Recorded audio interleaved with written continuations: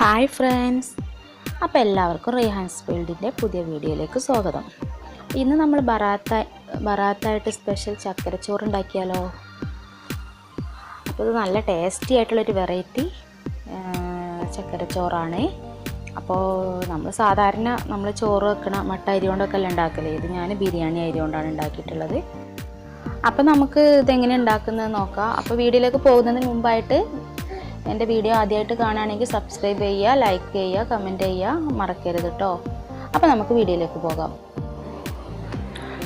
അപ്പോൾ ഇതിന് വേണ്ടിയിട്ട് ഞാൻ എടുത്തിട്ടുള്ളത് നമ്മുടെ 1 കപ്പ് അരിയാണ്. ബിരിയാണി ഉണ്ടാക്കാൻ ഉപയോഗിക്കുന്ന ബിരിയാണി അരിയാണ്.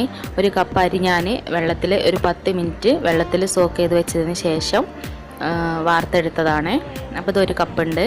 പിന്നെ വേണ്ടത് നമുക്ക് 1 കപ്പ് തേങ്ങ ചിരകിയത്. ഇത് 1 കപ്പിൽ കുറച്ച് കൂടുതലുണ്ട്. പിന്നെ നമുക്ക് വേണ്ടത് ശർക്കര ഉരുക്കിയതാണ്. അപ്പോൾ ഈ ശർക്കരപ്പാനി ഞാൻ 1 കപ്പ് ശർക്കര പൊടിച്ചത് ഉരുക്കിയെടുത്തതാണ്. ഈ കപ്പിന് ആണ് കേട്ടോ, ഈ കപ്പിൻ്റെ 1 കപ്പ്. പിന്നെ നമുക്ക് 1 കപ്പ് തേങ്ങാപ്പാൽ. പിന്നെ വേണ്ടത് ഒരു 2 ഏലക്കായ, 1 പട്ട, പിന്നെ 2 ഗ്രാമ്പൂ. ഇത്രയാണ് വേണ്ടത്. അപ്പോൾ നമുക്ക് നോക്കാം എങ്ങനെയാണ് ഉണ്ടാക്കുന്നതെന്ന്. ഞാനത് കുക്കറിലാണ് വേവിച്ചെടുക്കുന്നത്. അപ്പോൾ ഒരു കുക്കർ അടുപ്പിൽ വെച്ചതിന് ശേഷം ഞാനിതിലേക്ക് 1 ടീസ്പൂൺ നെയ്യ് ഒഴിച്ച് കൊടുക്കുന്നുണ്ട്.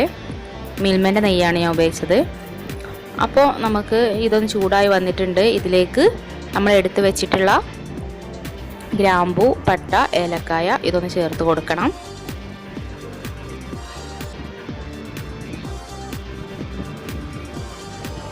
അപ്പോൾ ഇത് ചേർത്ത് നന്നായിട്ടൊന്ന് ഇളക്കി കൊടുക്കുക. അപ്പോൾ ഇപ്പോൾ ഇത് ഈ എണ്ണയിൽ കിടന്ന് നന്നായിട്ടൊന്ന് മുരിഞ്ഞ് വന്നിട്ടുണ്ട്. ഇനി ഇതിലേക്ക് നമ്മൾ എടുത്തു വെച്ചിട്ടുള്ള 1 കപ്പ് തേങ്ങാപ്പാൽ ചേർത്ത് കൊടുക്കുക.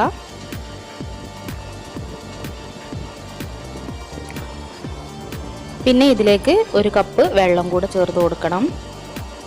നമ്മൾ 1 കപ്പ് അരിക്ക് 2 കപ്പ് വെള്ളം കണക്കാണ്. അപ്പോൾ 1 കപ്പ് തേങ്ങാപ്പാലും 1 കപ്പ് വെള്ളവും. അപ്പോൾ ഇനി ഇത് നന്നായിട്ടൊന്ന് ഇളക്കി കൊടുക്കുക. ഇനി ഇതിലേക്ക് നമ്മൾ എടുത്തു വെച്ചിട്ടുള്ള അരി ചേർത്ത് കൊടുക്കുക.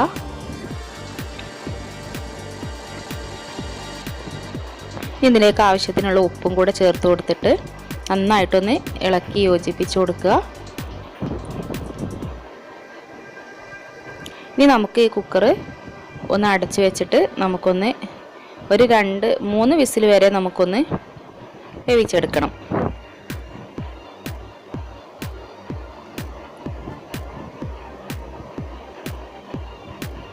3 വിസിൽ കഴിഞ്ഞിട്ടുണ്ട്. അപ്പോൾ ഞാനൊന്ന് തുറന്ന് നോക്കി. അപ്പോൾ ഏകദേശം നമ്മുടെ ചോറ് ഒരു 3/4 വേവ് കഴിഞ്ഞിട്ടുണ്ട്.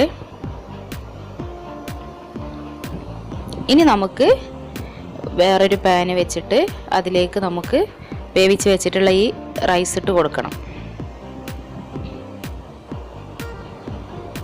നിങ്ങൾക്കിത് കുക്കറിൽ വേവിക്കാതെ നേരെ ഈ പാനിൽ തന്നെ വേവിച്ചെടുക്കണമെങ്കിൽ അങ്ങനെയും ചെയ്യാം. ഞാൻ പെട്ടെന്ന് ആവാൻ വേണ്ടിയിട്ടാണ് കുക്കറിൽ വേവിച്ചെടുത്തത്. അപ്പോൾ ഞാനത് ഇതിലേക്ക് ഇട്ട് കൊടുത്തിട്ടുണ്ട്. ഇനി ഒന്ന് നന്നായിട്ടൊന്ന് ഇളക്കി കൊടുക്കുക.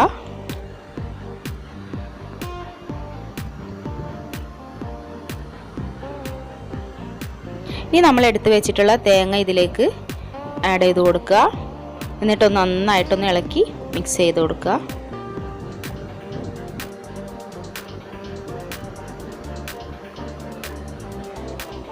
നല്ല ടേസ്റ്റിയാണ് കേട്ടോ. ഈ തേങ്ങാപ്പാലിൽ കിടന്ന് ഈ അരി വെന്തതുകൊണ്ട് നമുക്ക് നല്ല ടേസ്റ്റിയാണ്.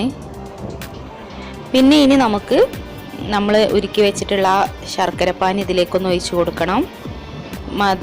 ശർക്കര നിങ്ങളുടെ ഇഷ്ടത്തിന് മധുരം കൂടുതൽ വേണ്ടവർക്ക് കുറച്ചും കൂടെ കൂടുതൽ ആഡ് ചെയ്യുക.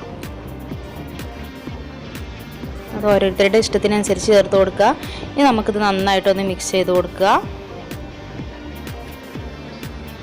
എല്ലാ ഭാഗത്തും നന്നായിട്ട് യോജിപ്പിച്ച് കൊടുത്തതിന് ശേഷം നമുക്കിതൊരു അടുപ്പ് വെച്ചിട്ട് അടച്ച് വേവിക്കണം. ഒന്നും കൂടെ നന്നായിട്ടൊന്ന് ഈ വെള്ളമൊക്കെ ഒന്ന് വറ്റി പോകുന്നത് വരെ നന്നായിട്ടൊന്ന് വേവിച്ചെടുക്കണം. ഒരു മീഡിയം ഫ്ലെയിമിലിട്ട് വേവിച്ചെടുത്താൽ മതി. ഇപ്പം നമ്മുടെ ശർക്കരച്ചോറ് റെഡി ആയിട്ടുണ്ട്. അപ്പോൾ നല്ല ടേസ്റ്റിയാണ്. തേങ്ങാപ്പാലിൻ്റെയും ആ ശർക്കരൻ്റെയും ഒക്കെ ആ ഒരു സ്മെല്ല് നല്ലൊരു ടേസ്റ്റാണ്. അപ്പോൾ എല്ലാവരും ട്രൈ ചെയ്ത് നോക്കുക. സെർവിങ് പ്ലേറ്റിലേക്ക് നമുക്കിതൊന്ന് മാറ്റി കൊടുക്കണം.